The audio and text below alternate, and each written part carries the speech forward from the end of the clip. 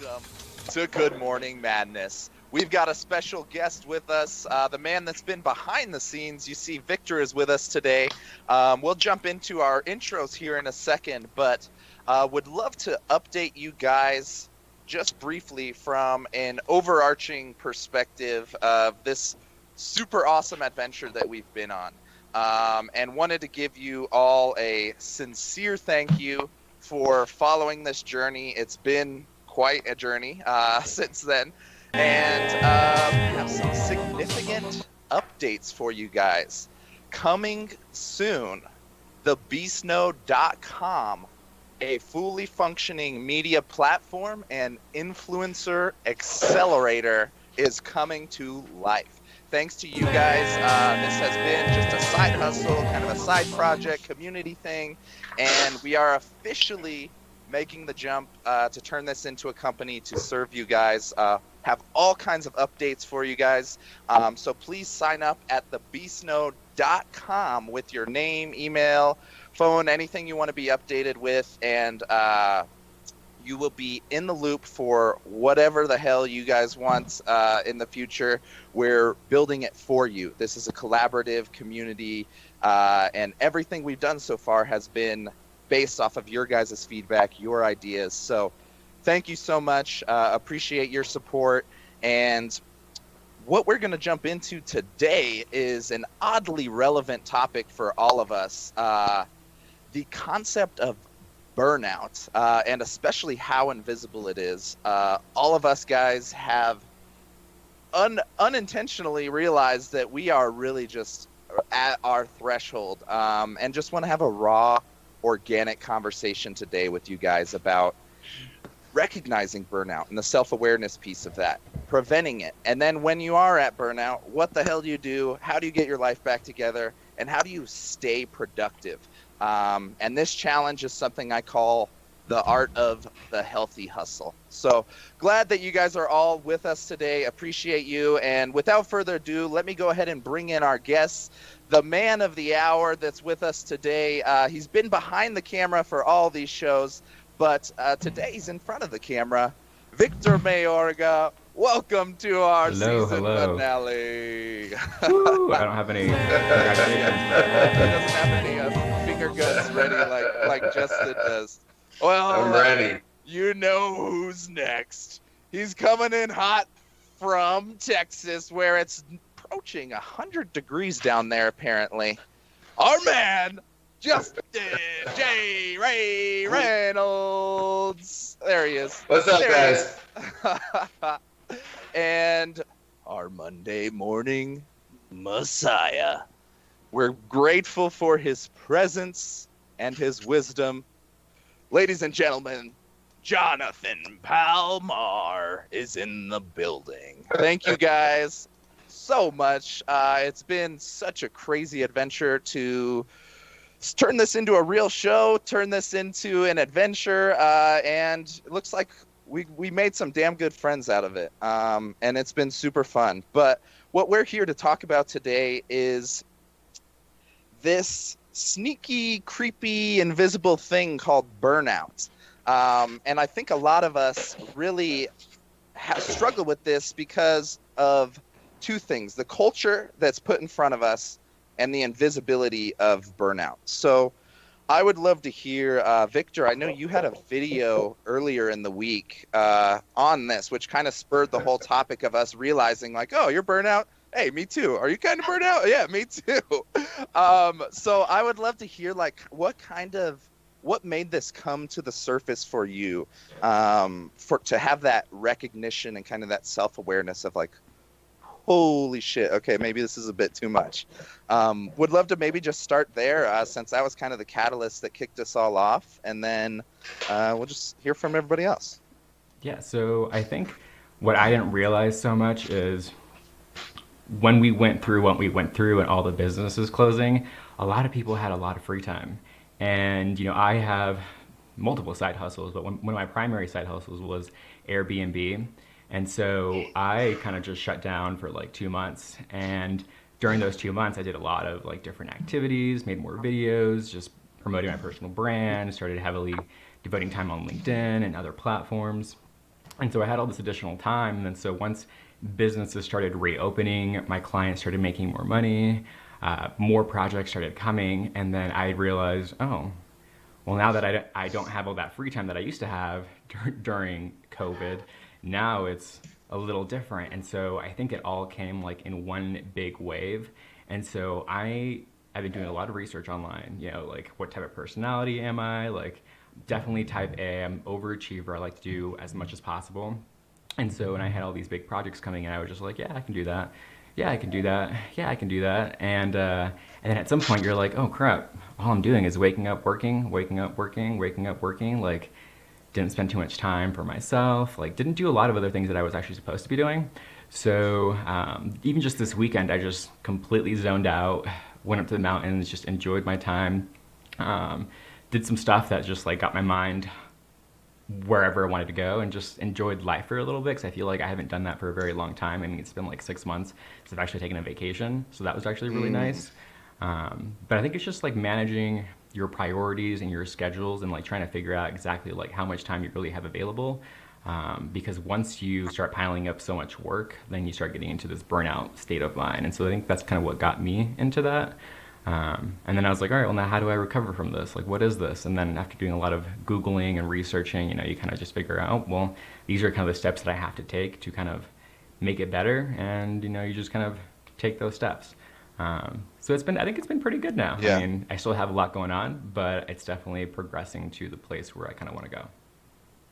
No, I think that's a critical point, that transition from us all having a lot of extra free time, filling that free time, and then the normal work started to slowly turn back on. I think I fall in the exact same boat. All the clients started picking up, and then stuff from this show and from LinkedIn started converting into conversations for more business, which then fills the gap, and then the cycle continues. So I'd be curious to hear just, I guess, the similar question from you guys. We haven't talked about it, but I can tell from your commentary on LinkedIn that you guys are definitely either at burnout stage or approaching it. Would love to hear, Justin, I guess, if that was a similar situation, or how you kind of were coming into to recognize that. Any pieces of self-awareness that were coming to the table? Dude, I've blown past the stop sign of burnout, and I am into a whole other city right now. It was what Victor said. Businesses opening back up and things, and so it has to do with that too. But as well as online right now gives me such anxiety. Just seeing the craziness of how opinionated people are based on feeling and not fact, and seeing people go back and forth and just argue constantly over something, once again, their opinions, not the facts, that they're arguing about, is literally giving me anxiety. So I've just stopped going online.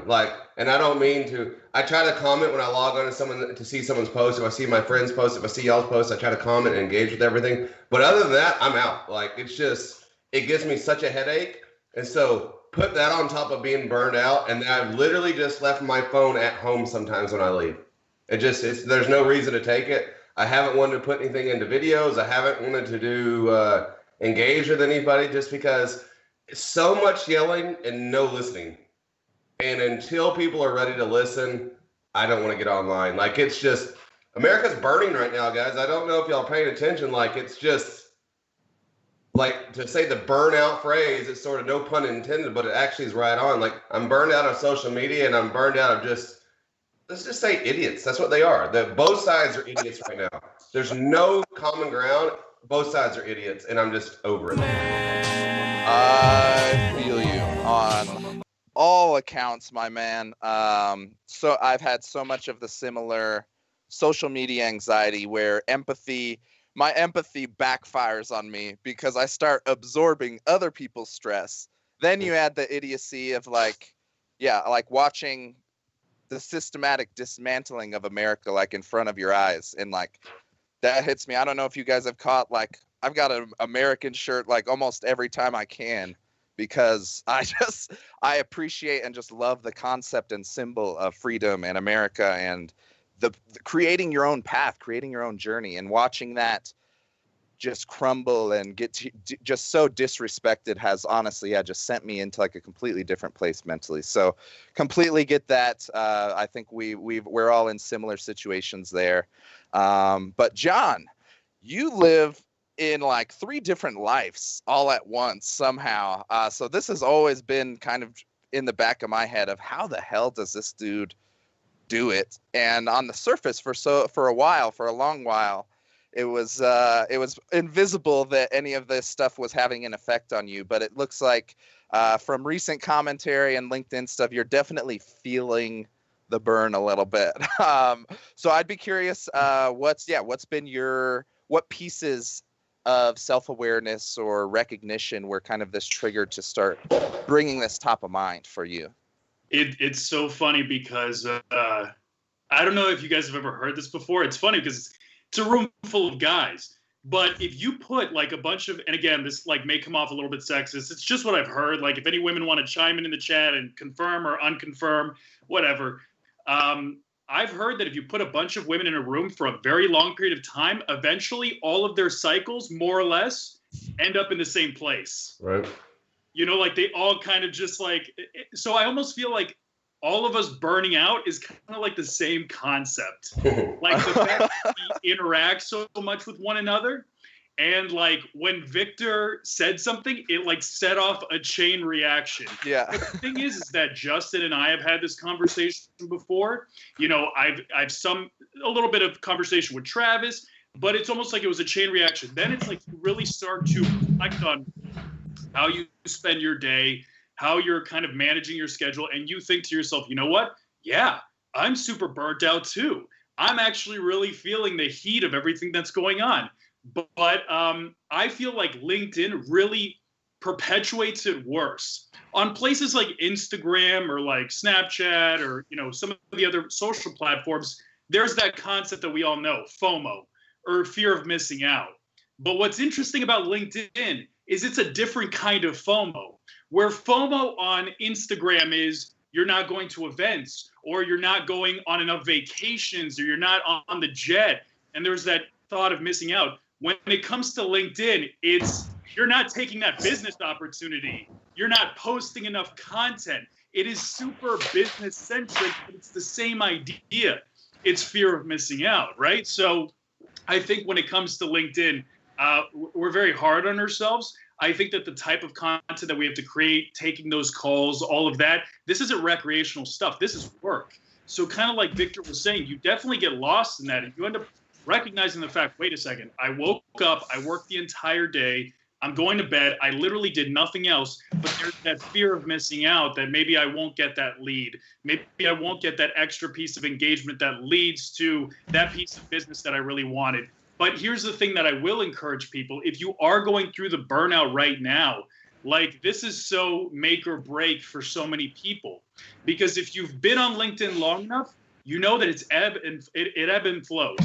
There's people that come, there's people that go. So if you can endure that, if you could just keep going, find a way to at least do a little bit, don't just disappear, then I feel like that consistency is going to lead you to those opportunities. Remember, it's like we've heard so many stories in history where you're just that one step away from that huge opportunity that you were hoping for. And hopefully I can share some big news with you guys soon. And encourage you to hold on because there are some things coming. So don't give up just yet. Hell yeah. No, I think that recognition of not needing to turn things all the way off, but still keeping the dial moving in some degree, I guess is an important piece of the puzzle here. I'd be curious to know back from you, Victor, what were the first couple steps that you were taking between, I guess, recognition and then action of I need to do something, set some boundaries in place, or whether it's physical boundaries. You said you mentioned you just tried to detach and get out in nature. Was there any intentional strategy or anything that you were looking up in your research that was kind of like a go-to move that you would suggest for somebody once they reach that point of recognition? I think it's all in your mind, and you have to be really aware about like what you're thinking about. And self-awareness is something that I've really been like digging into recently. But I think I first noticed it when I didn't want to look at my phone. You know, I still have like 97 notifications on LinkedIn that I have to get back to. And so that to me is like, I don't want to do it just yet, but I'm going to after these shows. But just knowing that, like, in the beginning when I first started, if I got one notification, I was on top of it and I was doing it over and over and over again. So I feel like once you start slowly detaching yourself from something, then you start noticing, all right, there's some type of negative connotation in my mind that I don't want to do this. So that's when I noticed, like, okay, there's something going on, you know, or like I'm waking up and like, I don't really want to work on a video project, or I'm having a really hard time writing a video script, or just anything that I would normally have a really easy time doing. I had a hard time struggling with even just accomplishing it. So then that's when I noticed, all right, something is definitely going on. And then from there, like I was sitting down too much. I wasn't working out in a very long time. And so I actually reached out to Drew. He's like orange guy, really branded. He like works out on LinkedIn. Yeah. So I reached out to him and he put me on a program to like help me, you know, repair my back. And it actually really, really worked. Even doing these like really minimal exercises to help me feel a little bit better definitely put my state of mind in a different place. And so like taking just time to just work out or meditate or go out to the mountains and like hike and just like spend time with family has definitely given me like a newer perspective, or like gotten that negativity off my mind, because once it's in there you just have a really hard time like continuing to do stuff. So that was just being self-aware about like what the thoughts are in my head, and then how can I then take some steps to then make it even better, aka working out, taking time for yourself. But I think the biggest thing is just taking time for yourself, because I haven't taken a break in 6 months. Even when I quit my job from a corporate position, I continued to work and make videos, and I probably even worked more than I did previously, which kind of blows my mind a little bit, how you can still work more even though you don't have an official job, but you still like freelance for all your clients. So it's like, but yeah, just being self-aware, I think, is like my number one thing. No, this even unintentionally, every one of our Good Morning Madness conversations somehow boils down to self-awareness. But for people that are honestly like, as we've zeroed in on our audience now of content creators and influencers that are really trying to level up their game, that's where all of it starts, is that deeper recognition. What are you here for? What do you actually want to get out of this? And Victor mentioned a couple key points for people to remember. If you're having that intentional detachment of whether it's from your phone, from work, or from people, specific people, that's typically a very clear signal you're heading towards burnout or some type of overexposure. Increased procrastination and excuses. You start pushing things off a little bit later. I know that was one of the signals in my end that really brought things to the surface. And when it gets into your physical health, this is where it lets a lot of people, I know Rebecca is here in the chat. She's a health and wellness coach, really emphasizes how critical your stress levels and all of that can actually bleed over into your health. And then you become less productive by hustling more. So all kinds of really critical points on the recognition side. Is there anything else that you guys, Justin or Jonathan, have seen in your world as powerful signals to recognize burnout, to kind of keep an eye on this invisible creeping before we jump into like prevention and treatment type of conversation? Just anxiety. Like I feel like I'm never off work. It becomes not fun. It becomes work. So literally throughout the week, if I'm not on it, it feels like I'm literally missing work. Like, oh my God, I have something to do. Oh my gosh, Jonathan hit on it. The FOMO. I got to go engage with people right now, or people are going to forget about me, or people are going to, or, you know, so just that anxiety and realizing, hey, this is a problem now.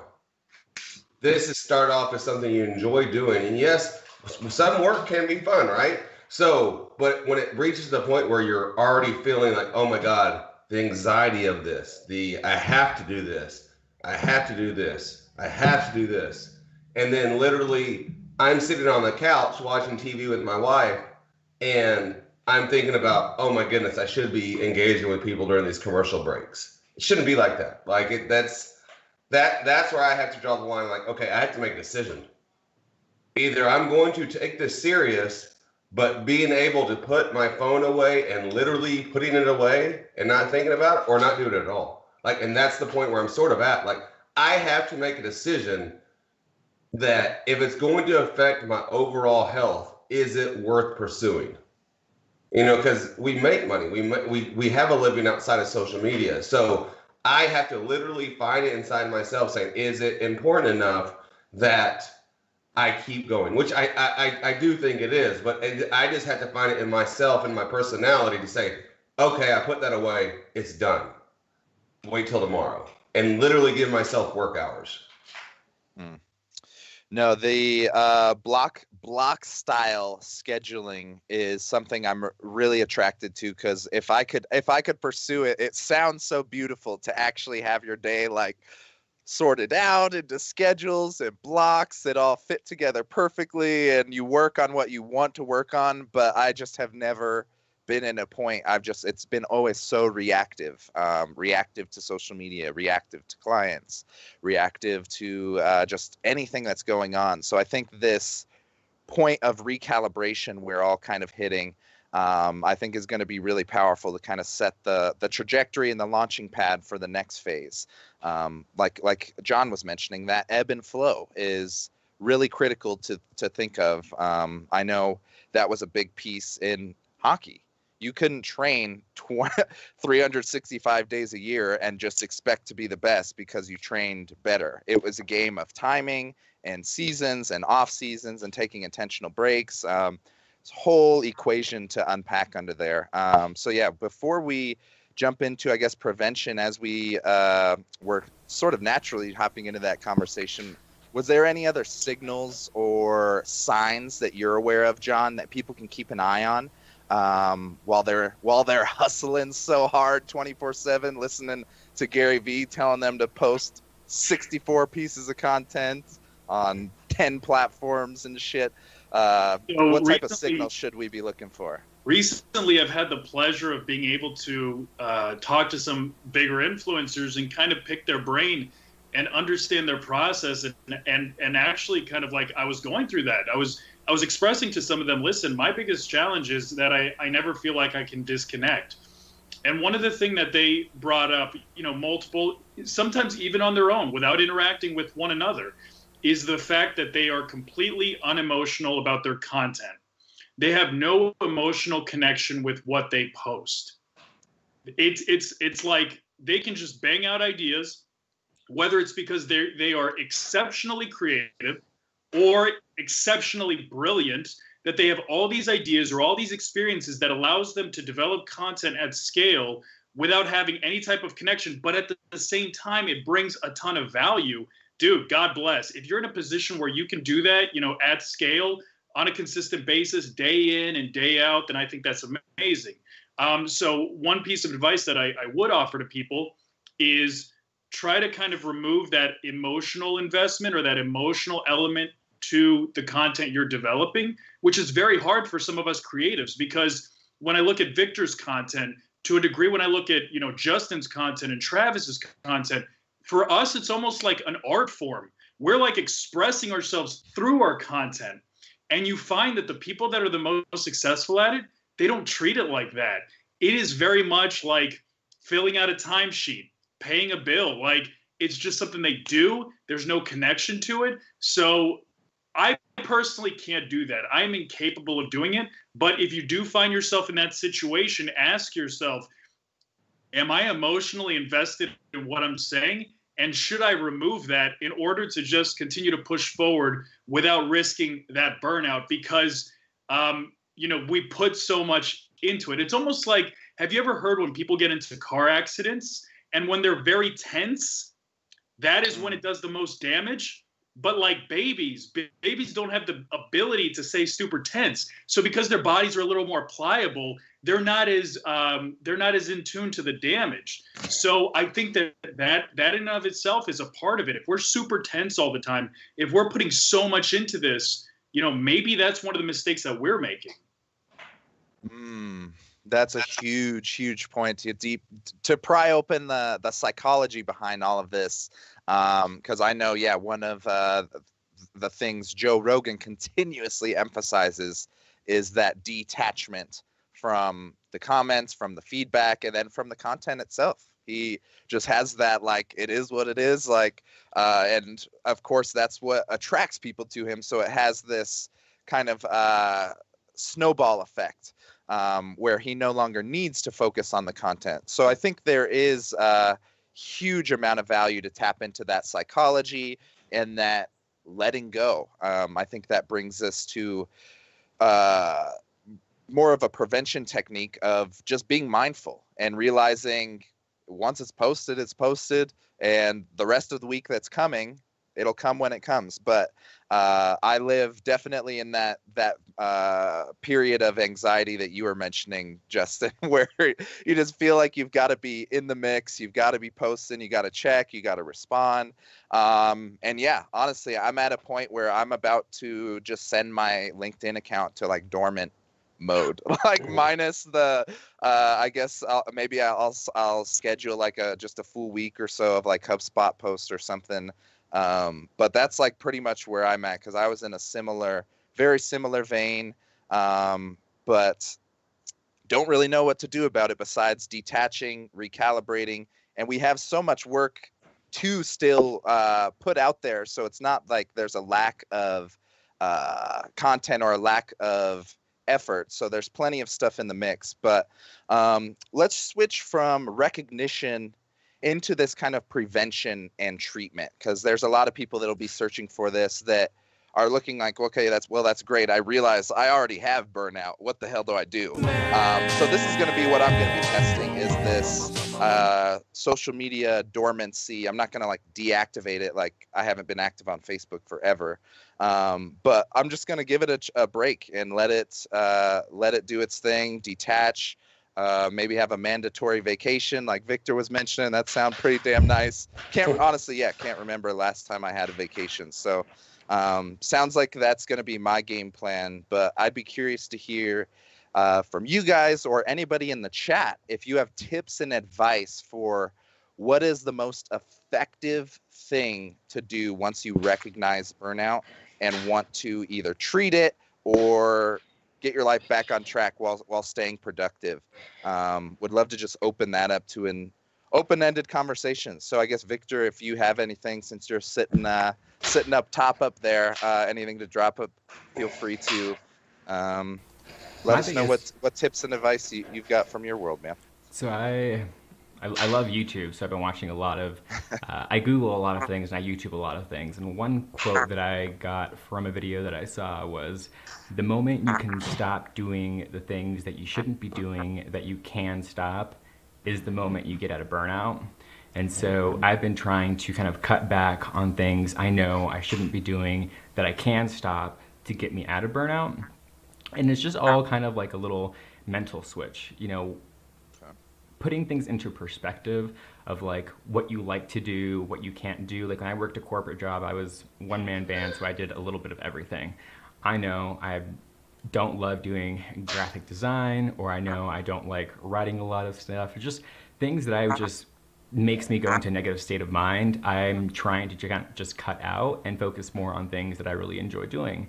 I've also learned that using a program like Asana to manage my time and manage my projects has really helped me out where those bottlenecks are. So for example, I get stuck on optimization. I have like 27 different projects that are in there. Once the video is finished and it's published, now I have to then go and optimize it, pull analytics, see exactly if I need to update the click-through ratio or the thumbnail, descriptions, add time codes, and all these different things. I don't like doing any of these admin things. And so I'm getting kind of to a point where I have extra funds that are coming in, so now I can invest those funds in, either camera equipment or other stuff that will help me grow my business. And so one thing that I'm currently kind of looking into is, do I get a personal assistant? Do I get a intern here that can help me, optimize my videos? Or who could I pass off these small projects or admin projects that could free up some of my time, so then I can then focus on some bigger ticket items that require my time and that I find more value in. And so I think that also gets me into that burnout state of mind. If you have things that you can pass off to somebody, or things that you don't want to do anymore, then I would say either pass them off or stop doing them if you can do that, because all those negative things that you keep piling up on top over and over and over again will then get you down this road of burnout. So that was kind of my biggest thing, is looking now into who could I have to help, or who could I hire online. But then, like Jonathan mentioned, not being so emotional with your work. There's so many videos that I create and then I watch back over and over and over again because I love certain moments. I love the way that I said this, or I love how the music changes and then it has this really great magical heavenly vibe, and then it's going down a different direction. It's just all these things I feel emotional connections with, and I feel like if I can keep doing that over and over and over again, that makes the viewers, or that makes me feel like it's just a really great video. But I'm trying to also figure out, how do I stop myself from doing that, because then my videos take a little bit longer. So if I can produce a video in 2 hours versus 4 or 8 hours, that would be more preferred. But then would it be to my standard that I have, which is a higher standard than normal, because I produced other videos before. So there's kind of an equal balance of trying to figure out where's that happy medium. That way you don't burn yourself out, but then you're also not letting yourself down because you didn't really meet the standards that you always wanted to meet. So it's kind of like a balancing game. That's the golden question of, what is the minimum amount of input that you can get for the maximum amount of output. I think if we can figure out that equation, whether it's through delegation, through self-awareness, through self-efficacy, that's a huge piece to figure out. That understanding what you actually enjoy doing and then delegating the things that you don't. That's one thing I've struggled with for a while. So super glad that you've brought that top of mind, Victor. I know that's one of the first things we're figuring out on the Beast Note is recognizing video editing. That wasn't something I was able to do at high scale, or you were able to do at high scale. You want to be running live shows. I want to be doing more creative executive producer stuff. It's finding those sweet spots and that balance so that you can hit that middle ground. Would love to hear from your world, Justin, now that you've blown way the hell past Burnout Town and you're just having a little staycation over there. What's your game plan to get back on track to, I guess, extinguish this burnout? What's on your agenda to get things back on track?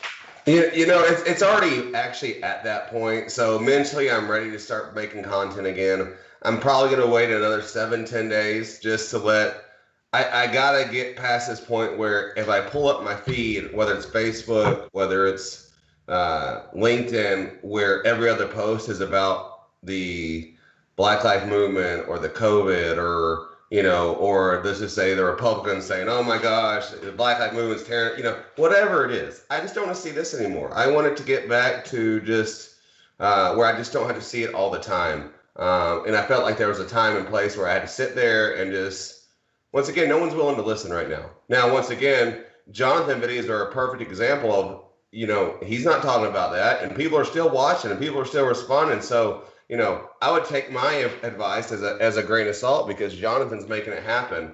But, one thing I've learned, so what a lot of people in the world behind the scenes don't know is, so my wife and I were separated for the better part of a year until this last August. A lot of people see us now and we're happy, but people don't realize what behind the scenes, what happened. And that took a lot of therapy over a year process about things on how to fix things that cause anxiety or how to handle anxiety, because I'm what's called a flutter. I can go 0 to 60 in 2.2 seconds, but I can also dissipate in 2.2 seconds as well. But since that, I never had a true way of being centered. So my counselor suggested psychotherapy yoga. And just so you know I love the weight room, cannot stomach yoga, hate it.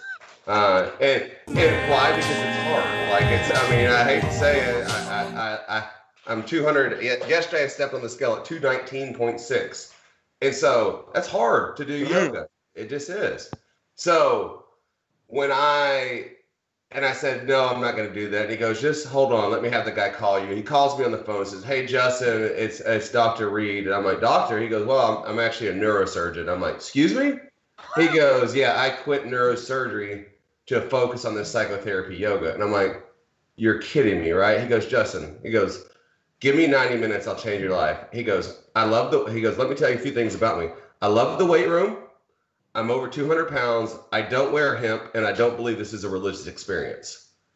And he goes, I'm all about stressing you out while keeping your eyes open, but breathing like you're sleeping. He goes, that's my job. He goes, you don't argue with your wife with your eyes closed. So why would you do it in here? Why it's not relaxing. We're going to make you argue breathing like you're sleeping. So the reason they do this is because between my shoulder blades is where your anxiety is. So we did a lot of stretching, a lot of breathing. It was more breathing than it was yoga. But he said I had nothing to ever truly center myself to. And with all this stuff, if you don't have that and I was like, oh, well, I go to the gym. Still, that's going parasympathetic state in your body for an hour and then going back to the sympathetic state. But this sort of puts you in that the non-fight or flight response, the sympathetic state. It puts you in that for a longer period of time. So there's days if I don't do breathing exercises that I'll feel stressed out. But if I do my breathing exercises every day for 10 minutes, it buys me at least 24 to 48 hours of just being, my anxiety levels are way down. Things that stress me out normally don't stress me out. So I would find a good breathing coach. It doesn't even have to be yoga. Get a good breathing coach.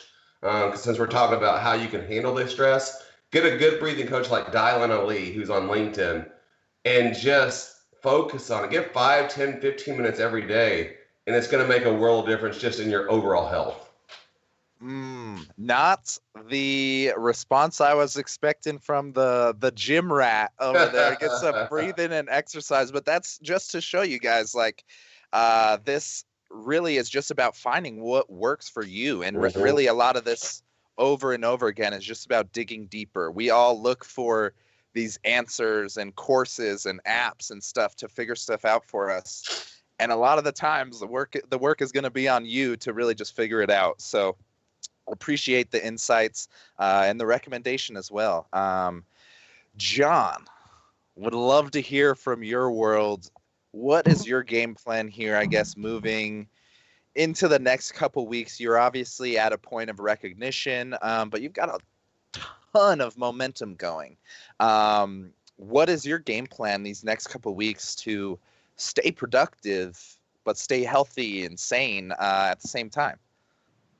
I'm psychotic, so like there's like I'm a terrible example. I like what I've done is I've put even more effort into it. Like I guess it's just like maybe like the childhood wounds, my early 20s or whatever, going through a divorce, some things like that you want to like punish yourself. I don't know what it is exactly, but it's like there's that element to it that it's like a little bit like masochistic. Like I want to see how much I could suffer. It's just like Justin knows, like when you're doing like a really heavy set of squats, when they say, when you feel like you only have 5 in you, you really have 10. You just have to push those 5 because remember, you're in control. Your body's not in control. Your mind is in control, right? So when your body's tired and your body says you can't go any further, you really got 5 reps left in you. So there is that recognition, but also it's super funny because every once in a while I'll check something on LinkedIn, I'll leave a comment or something. I'm driving to the grocery store. I can't tell you how many times I've been on the phone with Justin and like I might be crying that I'm tired or whatever. And then you like see the guy selling flowers on the side of the road. And then you see like the family that, has to use like food stamps to pay for their groceries. When you recognize that this bubble that we live in called LinkedIn, where the average average LinkedIn user makes $150,000 a year, like you start to recognize that there are such bigger problems than me having to create a video for a couple hundred thousand, thousands of people, whatever it may be.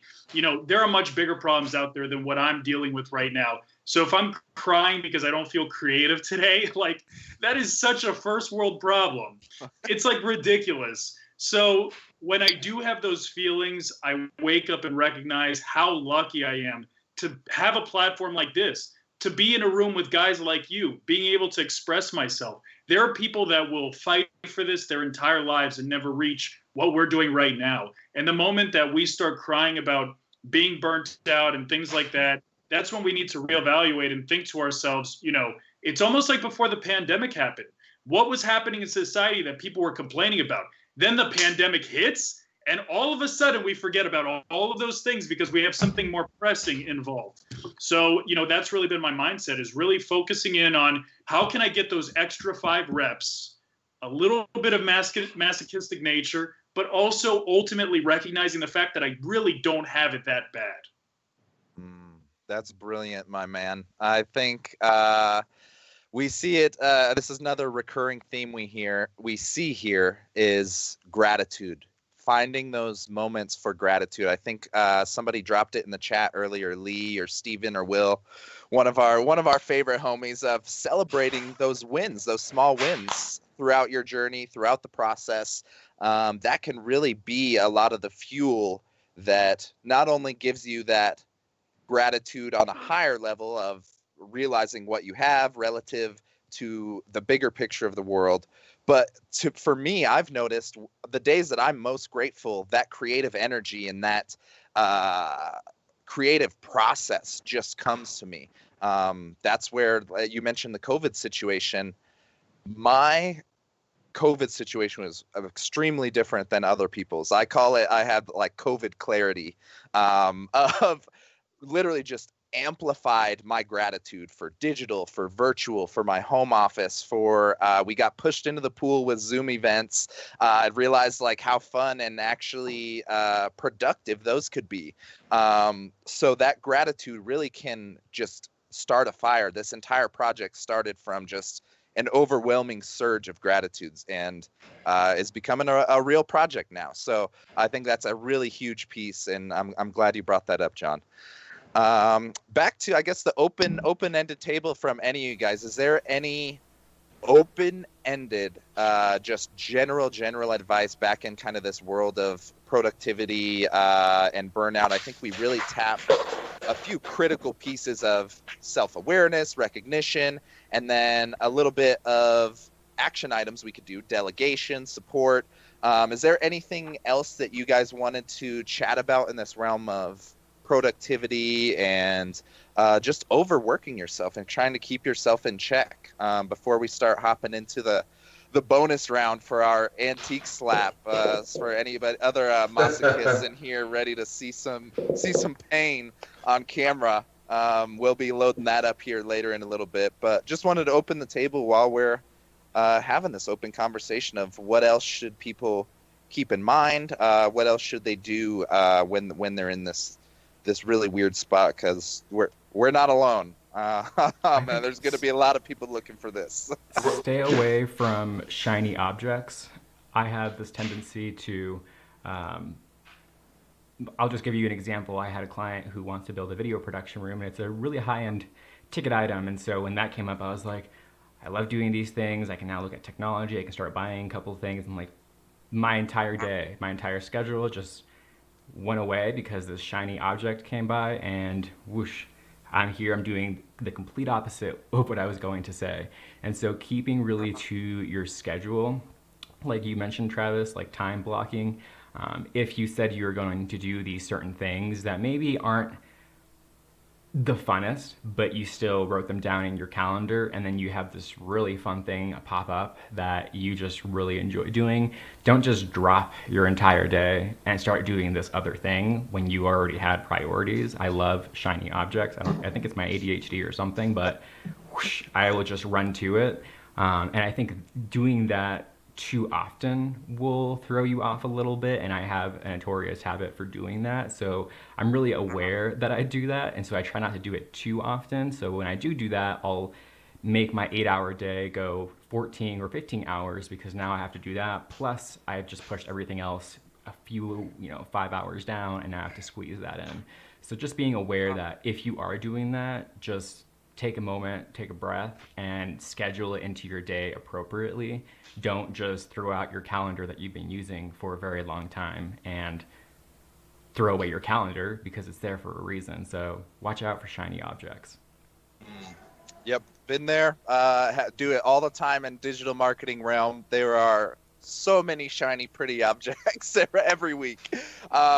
Justin, you it sounded like you were going to hop in right before then. Would love to give you just the chance for any open-ended advice or anything that you think should be included in this conversation. It sounds easy. Just unplug. Like, leave your phone at home if you have the ability to do so. It's going to be okay. The world's not going to burn down. And I think sometimes, I mean, what do they say? Like, I saw a number the other day. It was like 72% of people graduating in high school now have some form of anxiety or depression. And they said the single biggest indicator of this, or biggest cause, is social media. That's a problem. Like, that's the one reason why my kids, I'm so adamant on them not being so involved, because I don't want someone else sitting across a computer giving my kids value.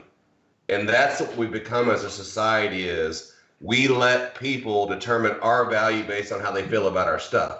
Once again, Jonathan nailed it on the head. Don't have that emotional attachment to it. It's easy to say that, but very, very hard to live. And as a kid who's impressionable and you think as adults, we have issues with it. Try being a 15 or 16-year-old kid, has the peers that they go to high school with, and they see them every single day in person.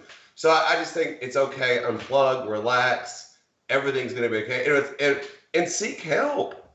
We've talked about the toxic masculinity before, but seek help. One of the biggest things that I can attribute besides Christ to overall success and going through our separation and getting right back on track and being stronger than we ever were is seeking help.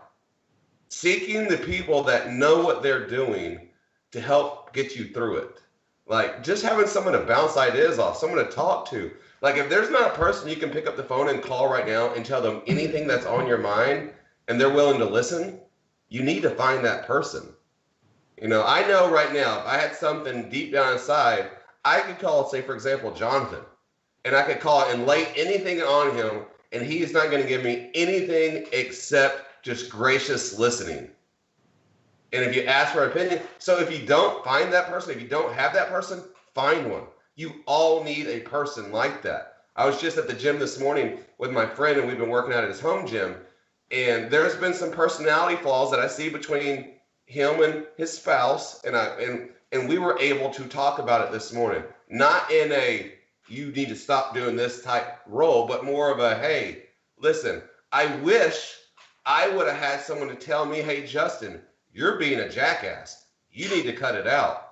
But I had nobody that called me out on my behavior. Like, it takes a true person to either call you out or a true person to listen to you, judgment free. Now, when I say judgment free, you might bring it up 3 years later at a bar drinking with your buddy and say, dude, I can't believe you said that. That was crazy. But it wouldn't be the time and the place when you call. So just unplug, relax, find the person that you can plug into. All-time high of emotions right now. Social media, real life, everything that's going on, everything's running full steam in everything that we're doing. So find a true day to unplug, find a true person that you can pick up the phone with, because I'm telling you, we all need, and whether you call it a mentor, whether you call it a counselor, whether you call it just a friend, and sometimes friends are the hardest, because friends sometimes give you biased opinions or biased judgment or biased views because they know you. And so sometimes getting the opinion just of someone that literally doesn't know you is sometimes the best situation. So that's all I'm saying. I know I'm long-winded right now, but I think it's something, it's very important that I think people aren't plugging into. They're not talking. They're not talking about their problems. Or they'll go talk about it on social media, but then not actually do something about it in real life. You know, so just unplug. But then when you do unplug, find someone you can really truly talk about your problems with. Absolutely, man. Now, lots and lots of gold hiding in there. You were lighting up the chat during that little monologue. Sorry, it's Jo- just something I'm no, passionate about, and I in a didn't do it for the positive way. longest. Yeah, I didn't do it for the longest, so it's something I'm very passionate about. No, we appreciate that. I mean, I think that's a big problem with masculine culture and just the male identity of understanding it takes a stronger man to reach out and ask for help than somebody that thinks they're being strong, absorbing it themselves and just living through that hell on their own. So really glad you brought that to the surface. John, was there any open-ended advice or any final words you wanted to throw in for this conversation before we switch to our bonus round? Well, I'll keep it short. Keep rowing your boat. Don't stop rowing. Sometimes the boat, sometimes the current is going to be against you. Sometimes the current is going to be with you. Sometimes family is going to support you. Sometimes the social media audience is going to love what you're talking about. Sometimes they're not. Sometimes your family is going to say you're too disconnected from them and you're too invested. And I would say just keep rowing your boat. Don't have those expectations set where everybody's going to love you. Everybody's going to be on board with everything you do. You have to understand that you're sitting in your boat. This is your career. This is your life. Sometimes it's going to be lonely. Sometimes you're going to be in there alone pushing. Sometimes that current is going to be blasting. It's going to be a storm. It's going to be cloudy. The wind's going to be, your arms are going to be tired. They're falling off. Everything inside of you is saying, I need to take a break. I need to quit. Keep rowing your boat. And eventually you'll reach that destination. Love it. Hey, Travis, let me finish with this comment too. It's Please right do. on what Jonathan said. There's a guy by the name of Anthony Trucks who said, don't let your current progress affect your overall purpose. And it makes so much sense. Because a lot, like what Jonathan was saying, we're down, we're out. However, don't let that situation affect what your original goal was. You know what the goal is. And like he said, just keep rowing. So that his little phrase made me think of that quote. So that's powerful. No, that why is always a huge piece I see recurring in personal and professional development. So, to wrap things up here, we had a really brilliant conversation, very diverse perspectives that all kind of came to fruition here. And as always, this starts with self-awareness. If you do not have the self-awareness to recognize when this is happening, when that stress is increasing, you're not going to get anywhere after that. So the first piece is recognize when these signals of burnout are coming up. So intentional detachment from work, from your phone, from social media, all of that stress and exhaustion that comes with it. And once it's recognized, getting into what do you do about it? What do you actually do to turn things around? It's about taking control. This is something John has mentioned multiple times. Rebecca dropped it in the chat again. Set unbreakable boundaries. That's really what this is about, is having that self-control.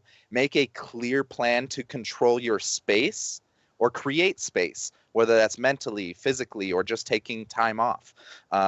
And that last piece that you were just mentioning, Justin, of why, kind of get in tune with your purpose, your reason.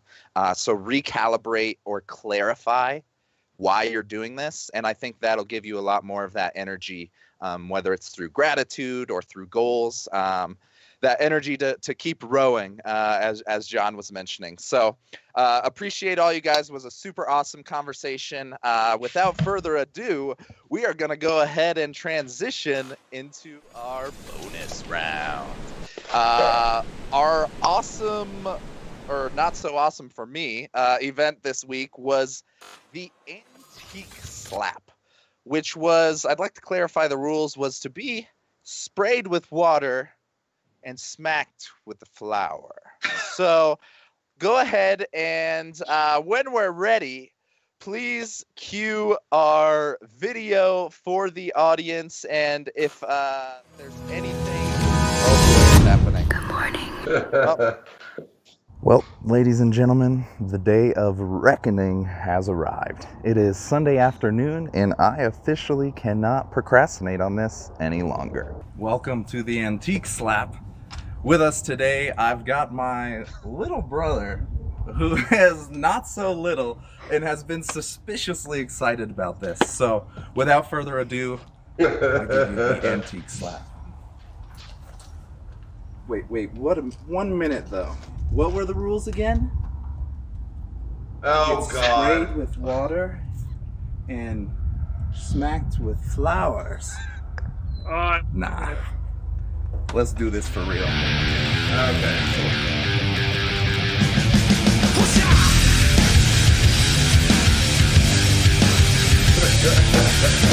Oh, harder!